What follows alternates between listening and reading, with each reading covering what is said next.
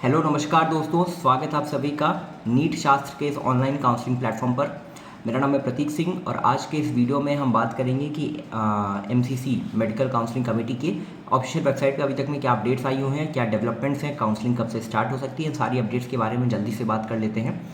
अभी देखो आप यहाँ पे मेरे सामने, आप सबके सामने एमसीसी की वेबसाइट खुली हुई है। अब यहाँ पे आप यूजी मेडिकल में मैंने ऑलरेडी मैं हूँ। अब यहाँ पे जो है करंट इवेंट्स है, मैं यहाँ पे जाता हूँ और मैं यहाँ पे व्यू मोर पे क्लिक कर देता हूँ।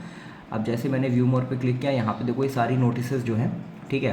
देखो यहाँ पे जो लेटेस्ट नोटिस है आपकी, ये notice for PWD candidates with central list UG 2023। अगर मैं इसको ओपन करता हूँ तो ये ऑलरेडी जो नोटिस है ये 5 तारीख को आई हुई थी। तो इस नोटिस के बारे में ऑलरेडी चैनल पे वीडियो है और इसके बारे में अपडेट आपको पता भी है, ठीक है। इसमें कोई नई चीज़ नहीं है। ये जो सारे के सारे सेंटर्स हैं जहाँ पे पीडब्ल्यूडी कैंडिडेट्स जो हैं ये अपना डिसेबिलिटी सर्टिफिकेट जो है उसकी स्क्रीनिंग करवा सकते हैं। तो यहाँ पे ये सारी प्रोसेस ऑलरेडी है, तो इसके बारे में आपको कुछ समझना नहीं है। अगर एक बार फिर से मैं पीछे आ जाता हूँ तो यहाँ पे आप देखोगे वेबसाइट पे और कोई भी ऐसी कोई नोटिस या कोई अपडेट नहीं है इसके अलावा। तो सोचने वाली बात यह है कि अभी कुछ यूट्यूब चैनल्स या कुछ काउंसलर्स या आपके पास भी व्हाट्सएप के थ्रू या टेलीग्राम के थ्रू एमसीसी की एक आई होगी नोटिस, एक ऑफिशियल नोटिस की तरह सारी चीज़ें होंगी जहाँ पे डेट्स भी लिखी होंगी कि काउंसलिंग जो है वो 15 तारीख से स्टार्ट हो रही है और इस तरह से सारी चीज़ें हैं। अब वो ऑफिशियल है या नहीं है इसके बारे में अभी तक में मैं कोई टिप्पणी नहीं करना चाहूँगा, क्योंकि इसके बारे में मुझे भी नहीं पता है। वो नोटिस अगर ऑफिशियल होती तो कल रात में मैं एमसीसी की वेबसाइट पर वेट कर रहा था, क्योंकि इवनिंग से ही लोग उस पर वीडियो बनाना चालू कर चुके थे। रात में मैं वेट कर रहा था।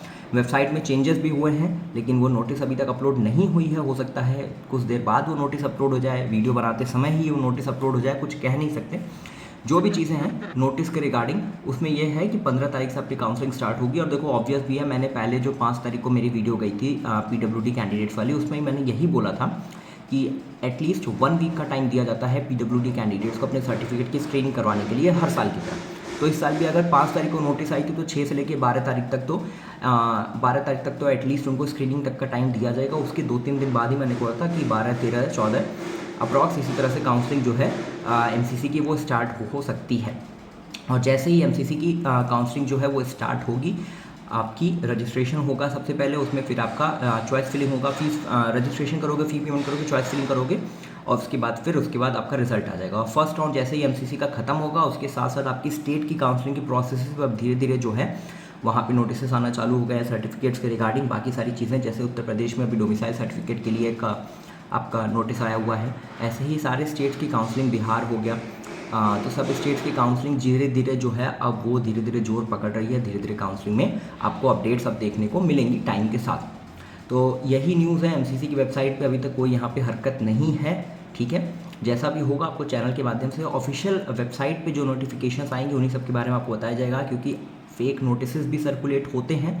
कहीं से न्यूज़ आ जाती है, अगर मान लो किसी को इनसाइड इन्फॉर्मेशन भी मिल गई कि 15 तारीख से अगर काउंसलिंग स्टार्ट होने भी वाली है, तो कुछ लोग उसी के बेसिस पे हर साल की तरह एक फॉर्मेट बना के उसी पे जो है काउंसलिंग का एक फेक नोटिस भी तैयार कर सकते हैं। उसमें कोई बड़ी बात नहीं है, वो कोई भी कर सकता है, आप भी कर सकते हो।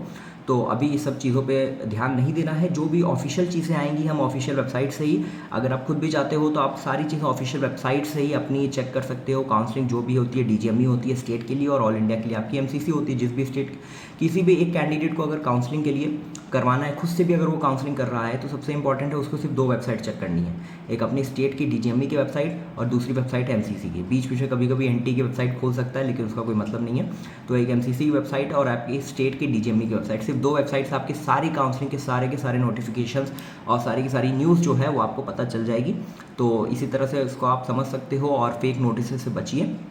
साथ ही में जैसा भी रहेगा आपको ऑफिशियल जैसे ही कोई अपडेट आती है नीट शास्त्र चैनल के थ्रू आपको वीडियोस के माध्यम से, हो सकता है आज न मिले तो कल मिल जाएगा वीडियो, ठीक है। कोई भी नोटिस आती है तो एटलीस्ट 10 दिन का, 8 दिन का, 5 दिन का आपके पास टाइम होता है उसके लिए एक्ट करने के लिए। उसके अकॉर्डिंगली आप अपने डॉक्यूमेंट सारे के सारे रेडी रखें अपने काउंसलिंग के लिए, और इसके अलावा आपको किसी और चीज़ के लिए परेशान नहीं होना है। चॉइस फिलिंग अपनी से अपना बनाना तैयार कर दें।